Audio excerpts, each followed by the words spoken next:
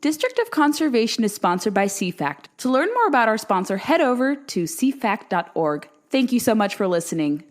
Welcome to District of Conservation. I am your host, Gabriella Hoffman. This podcast offers a sober examination into all things hunting, fishing, shooting sports, energy, environment, and the public policy surrounding it. And this podcast also specializes in original interviews that you won't hear elsewhere. Here's what I have for you today. Georgia hunting will forever be on my mind. And I want to preview two guests that we have coming up on the podcast from my trip to Utah, because tomorrow I'm releasing part 2 of my public lands report for Conservation Nation, the video series I host with CFACT. Today's episode is going to be brief with these two updates and previewing what content you can expect in the coming weeks. I hope you enjoy a recounting of my Georgia muzzleloader whitetail doe hunt and what you can expect on the Utah episodes coming this week.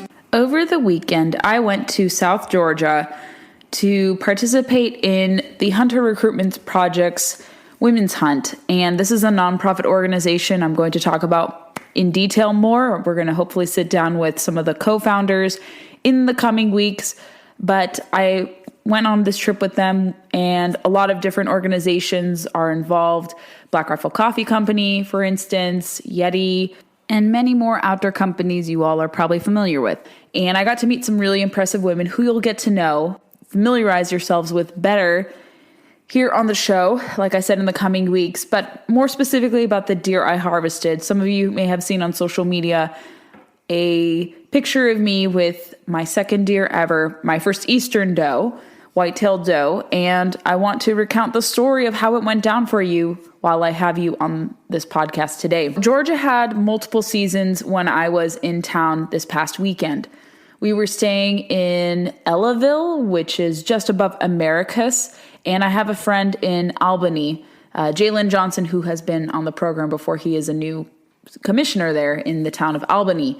And it's about 2.5 hours south of Atlanta. Beautiful place. It's a nice area, very different from North Georgia, where I've gone to several times, and obviously very different from Atlanta. So it kind of had that more southern feel to it, more relaxed. But we were at this place called Strange Farms, beautiful place in Ellaville with the Hunter Recruitment Project. We stayed in these glamping tents, which were pretty cozy, but had a little bit of ruggedness to them.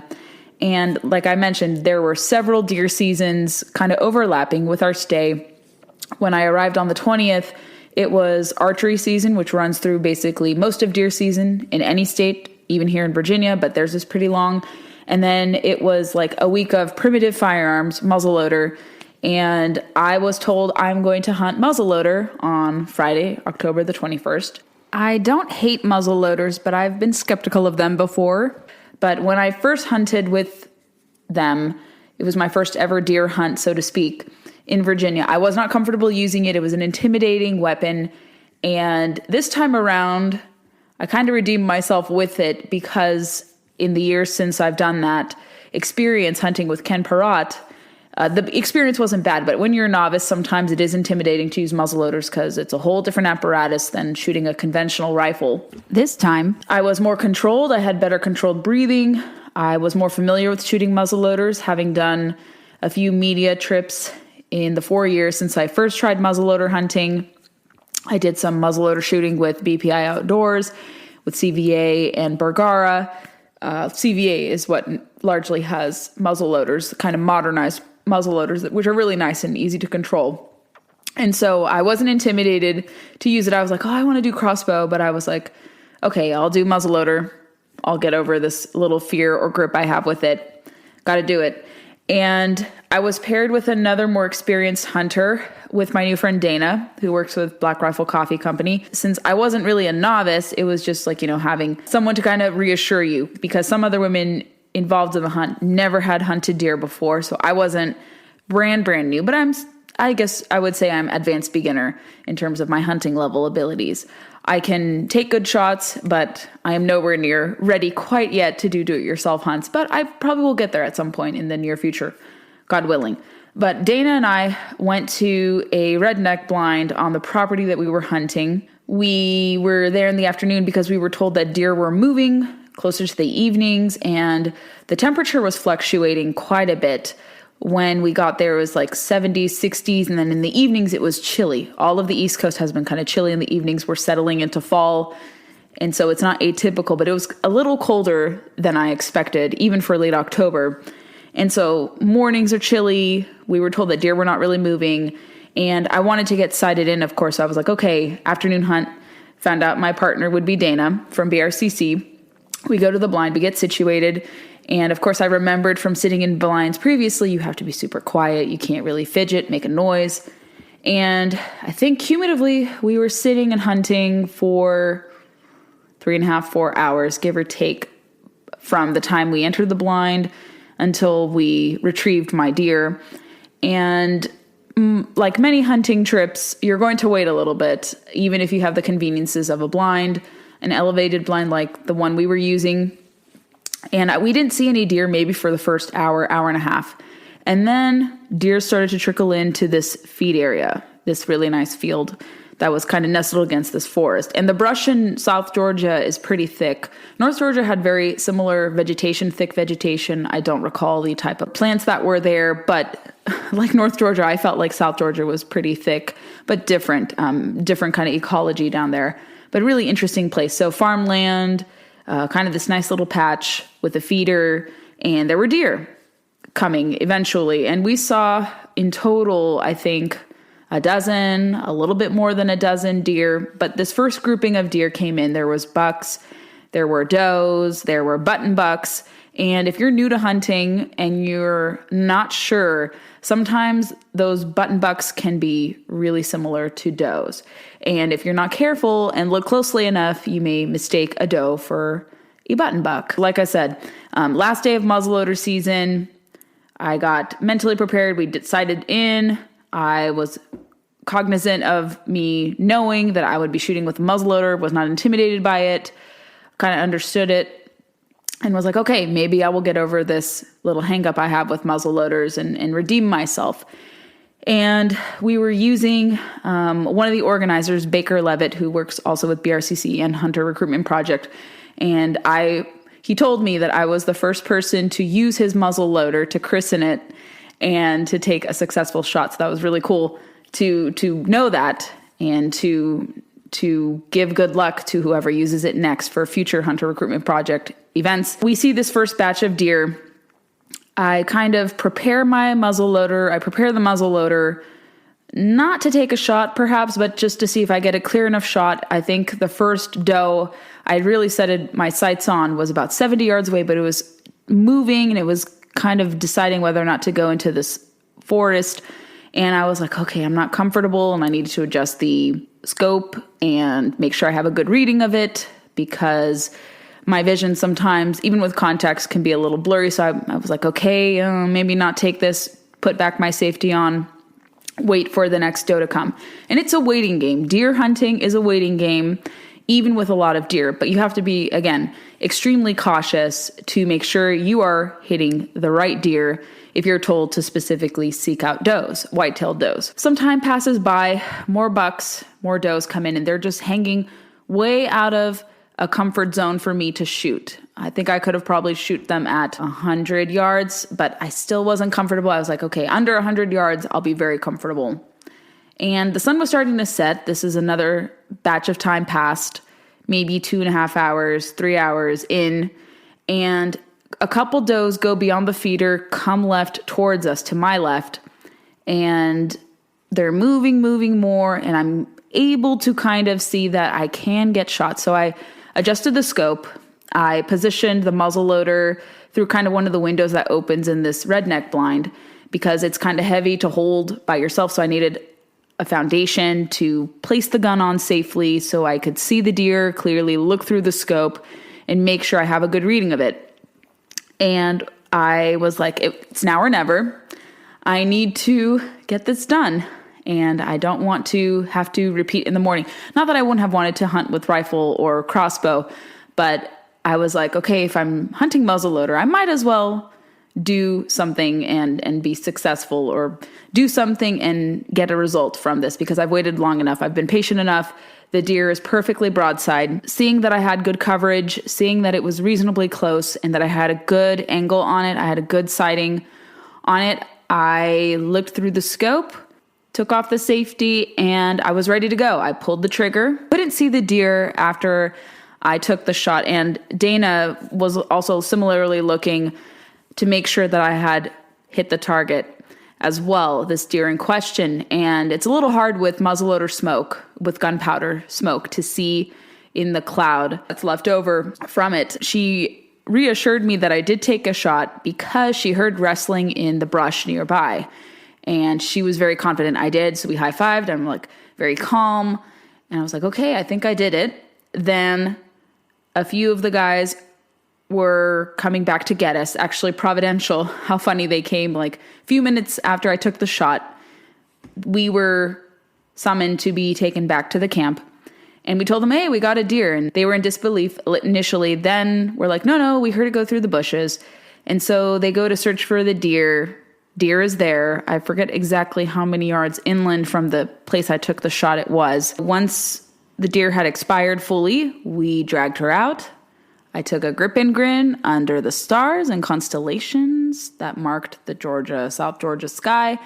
And I felt extremely happy that I was able to kind of overcome this hesitancy to shoot with muzzleloader and get the job done. I think I was the only participant of the party that had gotten a deer that day with muzzleloader. Some people had close shots with muzzleloader and crossbow and conventional bow, but I was the only one who took a kill shot that day. But the other women were able to get deer the following day. I think most people notched their tags both in the morning and also the afternoon of October the 22nd. And we're going to have those ladies come on to talk about it. But I'm on cloud 9, of course. I did not harvest the deer in vain. I'm going to be eating the deer. It's going to be shipped to me, the meat that I am waiting on, because they wanted to process it for us, and that was very generous of them to offer the processing there. I would have been fine with processing myself, but I think because of the extent of our party, because we were a large group, they offered to do that, and that's very nice of them. But I did field dress my first deer that I got in Wyoming about 2 years ago, so detractors who may be listening, I know how to field dress and process a deer. I've done it before. I did my first one.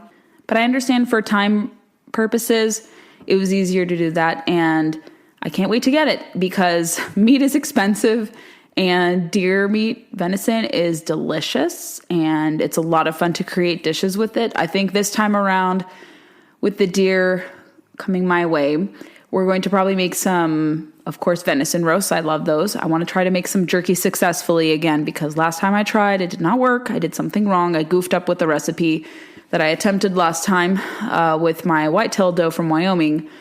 I also want to try like maybe venison salami because I love hard meats. It's the Eastern European in me. We love that type of stuff. Maybe some more bacon wrapped venison type roasts and other like venison steaks. I'll figure out exactly what cuts of meat I'll be having, and hopefully maybe venison burgers again. We had a lot of ground venison that we were able to use for my Wyoming deer. So I'm hoping that they processed it where we could have some more ground venison. But I'm very happy that to have had a successful hunt in South Georgia, and even the wildlife agency from Georgia interacted, and they've followed me a little bit on social media for a while. So it was kind of cool to even get an acknowledgement from them. I want to thank everyone for the well wishes because it's just really gratifying to know where your food comes from. It's really nice to get affirmation that your hunting journey is worthwhile, that it is a sport to keep up with. It's practical. It's a lot of fun. It's not just taking a kill shot. But to not go home empty-handed was a gratifying feeling. I'm very happy to have had success, and I can't wait to hopefully recreate this again. I think with rifle for Virginia's upcoming season in the next couple of weeks. I think after Thanksgiving, rifle season opens here in Virginia. I'm hoping to recreate this, but I'm more so interested in seeing my dad get his first deer. So hopefully the first of maybe one or two more hunts for the remainder of 2022. But I got it done in Georgia, and thank you guys for the positive words and encouragement throughout this journey that I've taken on the last 5 years. And I hope if you're just new to hunting, you're curious to learn about hunting, you can field questions my way because I'm a newbie. I want to share as much as I can with you, give you some tips Every person is different with how they go about hunting, how they start hunting. Every state has different offerings. You may have some different opportunities to hunt compared to me in Virginia. I am largely hunting on private land, not so much public land. So there are a lot of resources. Your state wildlife agency, there's Becoming an Outdoors Woman if you're a gal. There are a lot of hunt clubs, nonprofits that welcome new hunters, want to get people to recruit into the sport. So you have plenty of opportunities if you're also a new hunter or newish hunter. And I say go for it. And if you get an opportunity, take it. And like I said, I'm excited to share more about Hunter Recruitment Project because I really like what they're doing. And I think they can replicate their efforts in many, many more ways. And I was really excited and honored to have been included in this latest iteration of their hunting trips. So thank you guys for having me. Thank you, Jamie. Thank you, Baker. Thank you, Mike. Really appreciate it. And we'll talk about you guys soon. And I can't wait to introduce you guys to all the ladies, as many ladies as possible, briefly, because you guys are going to hear an expansion of my Utah interviews. The two individuals I'm speaking with in a more long-form content are San Juan County Commissioner Bruce Adams, who has garnered quite a bit of attention for his comments about Bears Ears and some of the positions he's taken on it. But I wanted to demystify his stances and speak to him. And he showed us Bears Ears National Monument, the overlook there. And we learned a lot. He showed us where the Bears Ears are, why it is named Bears Ears. This was back in May when Madison Hughes, my videographer, and I got to go to southeastern Utah to see this, to understand national monuments, to report and explain why national monuments shouldn't be weaponized and how the government unfortunately can do that. So Bruce was a wonderful host and he showed us a great time in Bears Ears and the surrounding towns. I also spoke to Andrew Sandstrom, who is a young conservation activist. He is just fresh out of college. He's a young dad, married, etc. And he is also a conservative conservationist. I had initially recorded an exchange with Andrew, but due to an unforeseen accident of me mass deleting audio and video clips, which also resulted in me losing my grizzly bear footage from Montana from last year. Very sad about that. Nevertheless, Andrew and I recently re-recorded our interview because a lot of developments have happened since we spoke. The announcement of the co-management of national monuments came about. There's also the U.S. Senate race in Utah, which could come down to conservation, and we assessed Senator Mike Lee versus his challenger, Evan McMullen, who is a pretty controversial figure and is not really honest about where he falls on different issues. So we break down who is better in Utah as well, and we talk more about our video. So I think you guys will really appreciate what Andrew and Commissioner Adams have to say, an expansion from my video. So make sure to look out for Conservation Nation episode 11 tomorrow. I promise you will enjoy it. You'll enjoy some of the places we visited vicariously through us. I am actively looking for 2023 filming locations and subjects. We will be seeking different tips and suggestions, but I am looking to go to Georgia and Louisiana to film about hog hunting. Louisiana, we're looking specifically for gator stories and leads, maybe Arkansas for hog. I am looking to film in Alaska. If you have an interesting project in Alaska for 2023 that you want me to investigate, I am all ears. We're going to look into doing mining in the Great Lakes region, somewhere in Minnesota, Michigan, or Wisconsin. So actively send me your suggestions on Conservation Nation topics, and I hope you enjoy part 2 of my public lands report. Thanks for listening to District of Conservation. I hope you enjoyed today's episode. If you haven't already, make sure you find us on your preferred podcast player. We largely circulate on Apple, Spotify, and countless others, but those are our 2 big podcast platforms we want to push. Make sure you're subscribed there, especially on Apple. If you like the podcast a lot, go leave us some reviews. We'd be more than grateful to get some 5-star reviews from you guys. Moreover, we're on Facebook, Instagram, and Twitter, and a little bit on YouTube. We don't populate there, but connect with us on social media. Find me personally on social media with blue check marks. Super easy to find, and I would love to hear your feedback and know who you'd like to see on the podcast. Thanks for listening to District of Conservation. Stay tuned for the next episode.